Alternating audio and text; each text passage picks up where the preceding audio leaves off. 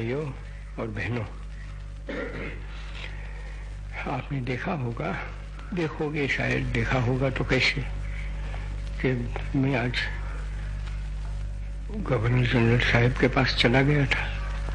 अखबारों में आएगा। और बाद में लियाकत अली साहब के पास भी चला गया था। ऐसा मौका आ गया। दोनों के साथ काफी बातें हुई, कुछ कर भी रही। और लियाकत साहब तो बीमार तो है, मैंने देखा। वो तो अभी भी बिछाने में पड़ा रहना पड़ता है। उनको तो वो छाती का दर्द हो गया था, धड़कन था।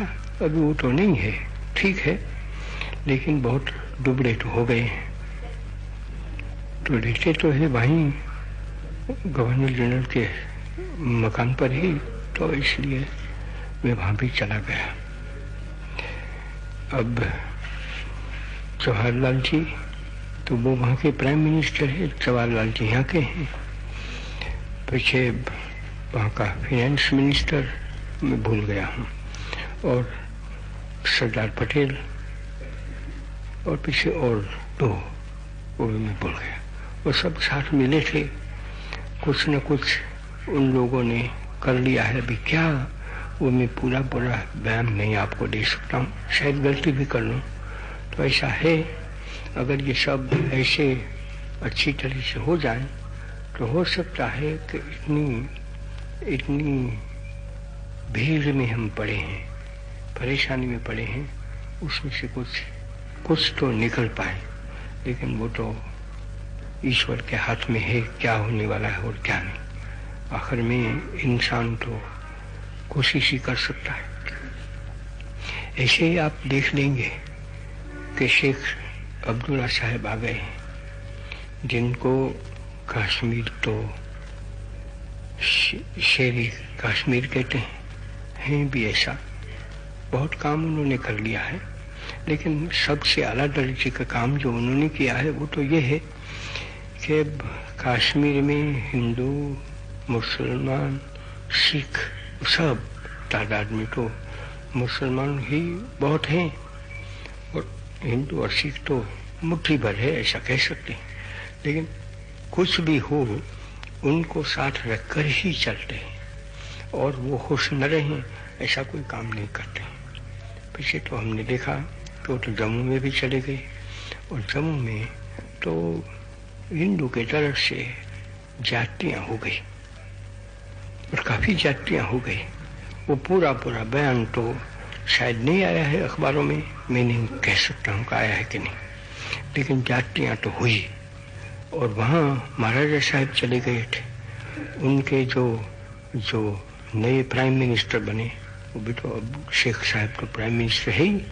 तो दो प्राइम मिनिस्टर हैं कि क्या है, मैं भी मजाक में उनको पूछ रहा था। तो उन्होंने कहा कि मैं क्या हूँ वो तो मुझको पता नहीं है। हाँ, मैं तो अभी वहाँ का इंतजाम कर रहा हूँ, इतना तो है। कुछ भी हो, दो प्राइम मिनिस्टर हो या एक, तो वो भी वहाँ जम्मू में चले गए।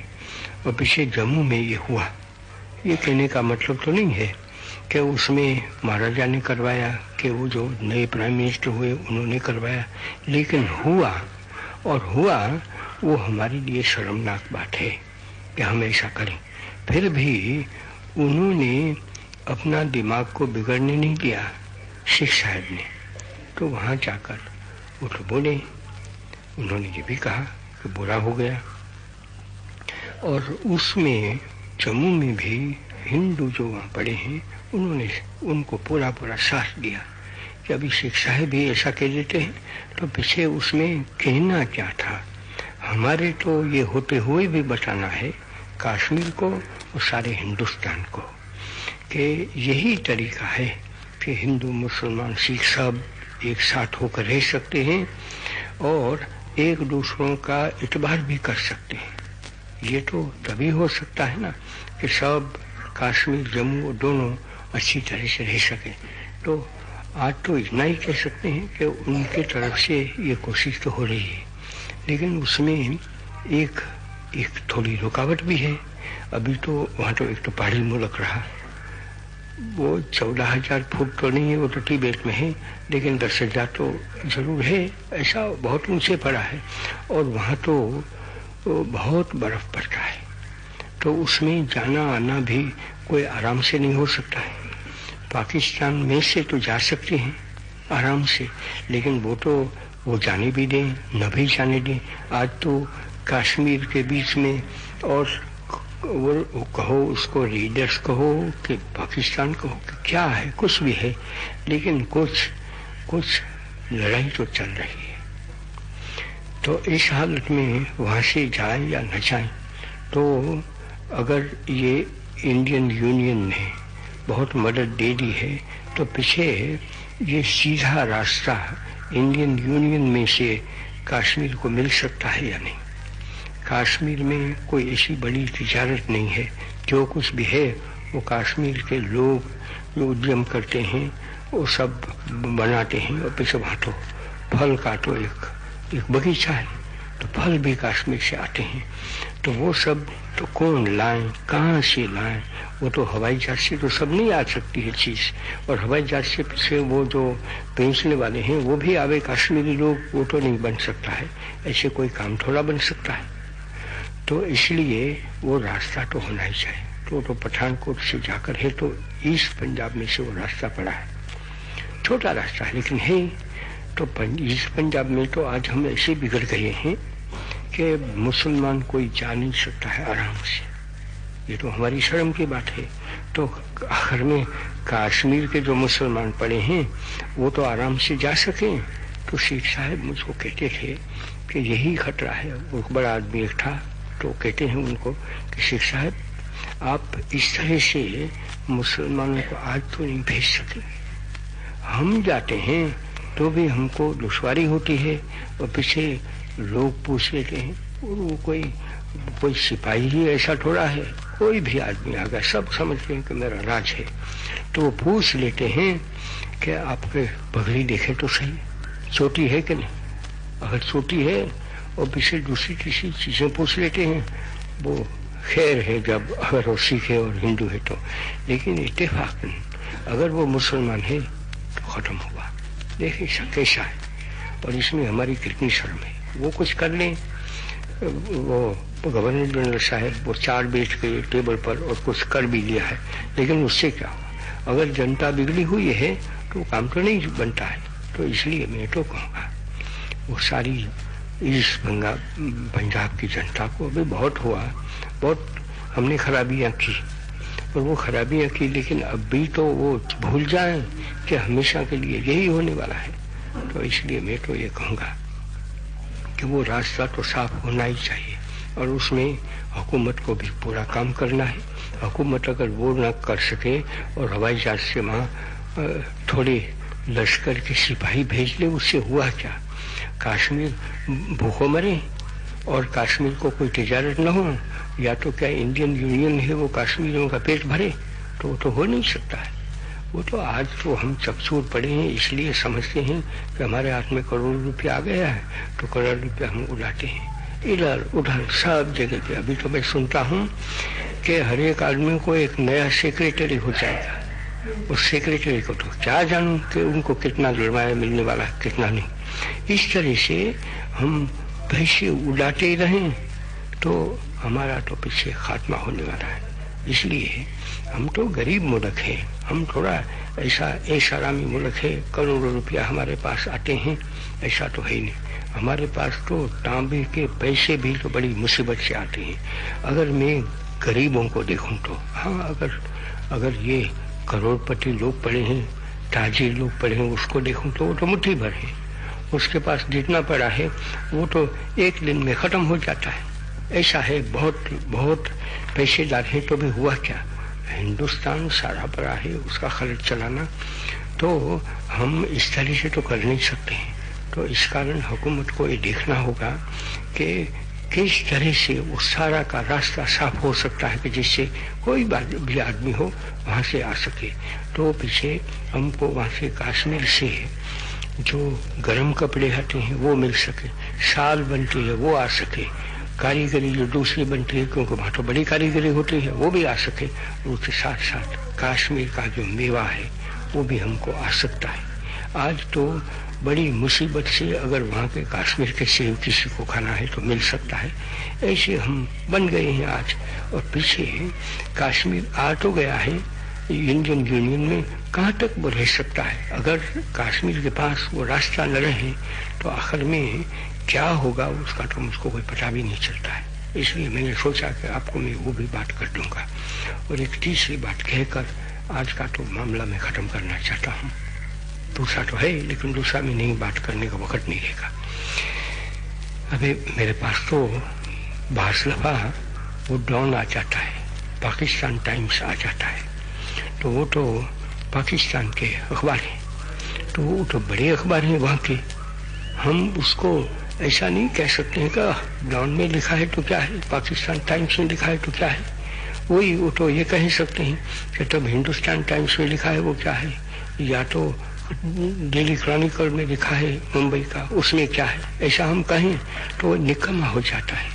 वो है अखबार है, मुसलमान पढ़ते हैं, और जो अच्छे अच्छे मुसलमान हैं उनके चलाने से वो तो चलता है। तो उसमें क्या लिखते हैं, तो पढ़ने के लायक रहता है। तो उसमें लिखते हैं काठियावाड़ के बारे में। मुझको तो बड़ा अच्छा लगा था जब सरदार साहब वहाँ गए और काठियावाड़ में तो जूनागढ़ में चले गए। जूनागढ़ में मुसलमान थे, उन्होंने भी उनका इस्तकबाल किया और कहा कि नहीं भले आए। अब तो हम नाराज हो रहे थे, अभी तो हम आराम से कुछ रह सकेंगे। और पीछे तो ये हुआ ना कि जूनागढ़ अकेला रहा और बाकी काठियावाड़ के इर्द गिर्द में सब जो हैं वो उनके साथ मिलजुल कर न रहे तो जूनागढ़ कहाँ तक चल सकता था। तो वो लोग तो सब राजी हुए और उसमें कोई किसी को मारपीट नहीं हुई, कुछ भी नहीं हुआ इस तरह से। तो मुझको अच्छा लगा कि अच्छा वो तो बिल्कुल अहिंसा पर तो कायम नहीं रहे। हिंसा का भी उन्होंने हिंसा अखत्यार कर ली, लेकिन तो भी वो अच्छी तरह से उन्होंने काम लिया। तो मैं तो खुश हुआ। अब भी मैं सुनता हूँ उस अखबारों में है और मेरे पास तार आ गए हैं, तो तार भी मुसलमानों ने भेजा है। तो वो लिखते हैं कि अभी काठियावाड़ में मुसलमान बहुत जगह हैं, सब जगह पर नहीं, बहुत जगह पे मुसलमान अभी आराम से बैठ नहीं सकते।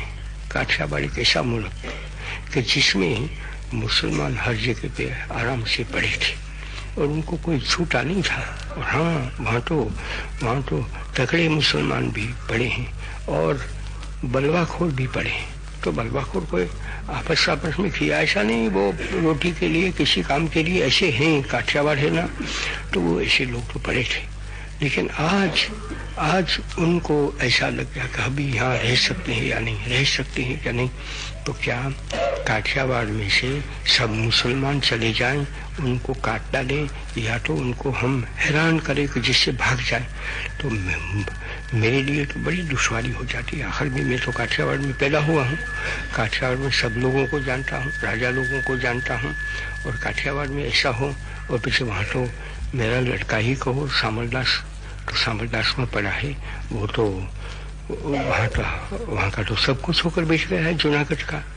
और तो उन्होंने जो एक आरजी हुकूमत बना ली है, वो हुकूमत होते हुए और वहाँ काठियावाड़ में ऐसा हो सकता है क्या कि जो मुसलमानों ने कुछ किया भी नहीं है उसको भी मार डाले।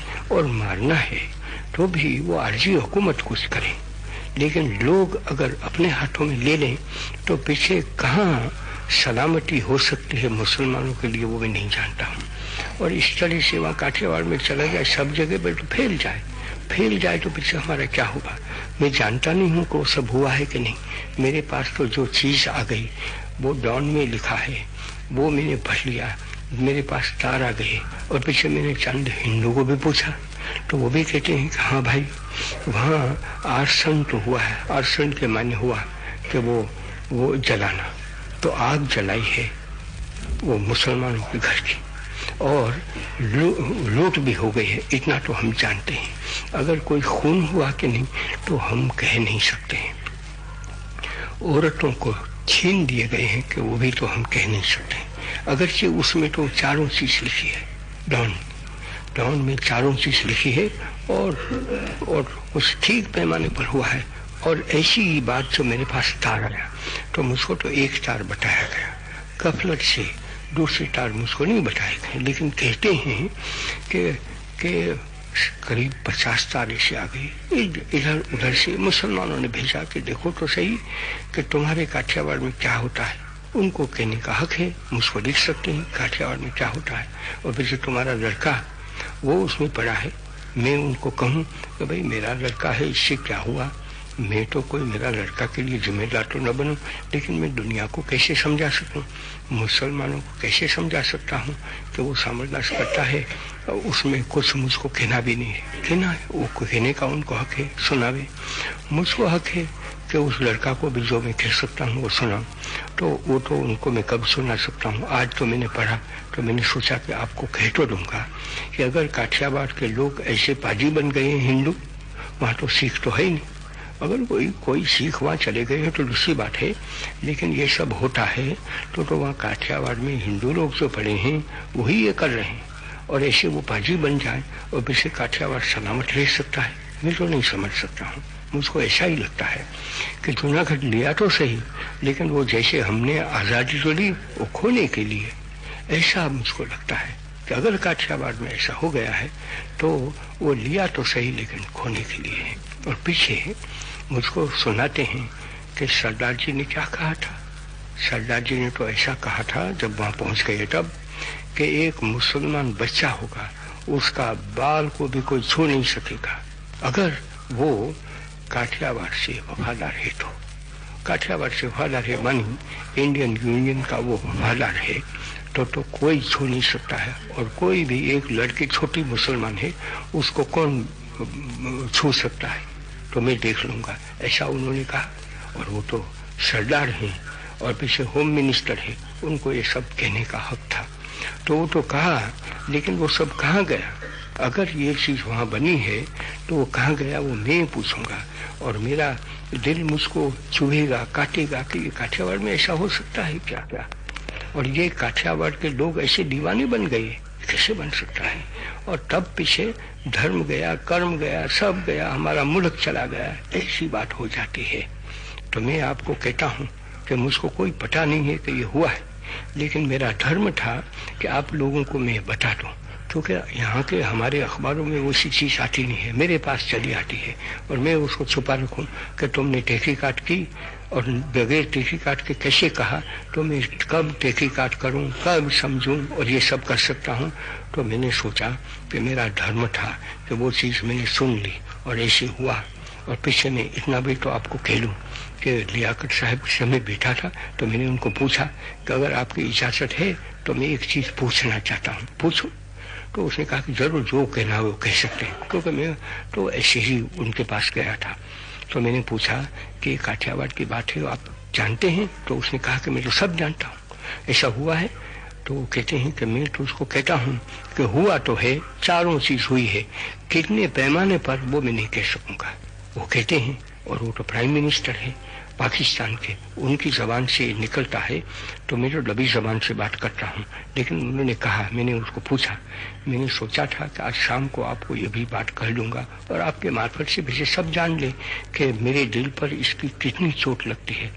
क्योंकि ऐसा हुआ ना कि वो तो मेरा घर है और मेरा घर भी ऐसा ही जल जाता है, तो पीछे मेरे लिए कहाँ मौका रहता है, कहाँ रहूं। और पीछे मैं दिल्ली वालों को क्या सुनाने वाला था। अगर काठियावाड़ ऐसे साबित कदम न सके तो मेरे पास तो ऐसा बन गया है कि इस दिल में सब जगह पे जलता ही रहता है और वो जलता ही रहता है और उसमें मैं साबित रह सकूं। मैं नहीं समझता हूँ कि कोई भी आदमी किस तरह से जो इंसान है, समझदार है, वो साबित रह सकता है। ये मेरी तो दुख की कथा कहो या तो हिंदुस्तान के दुख की कथा है, मैंने आपके सामने रखी। बस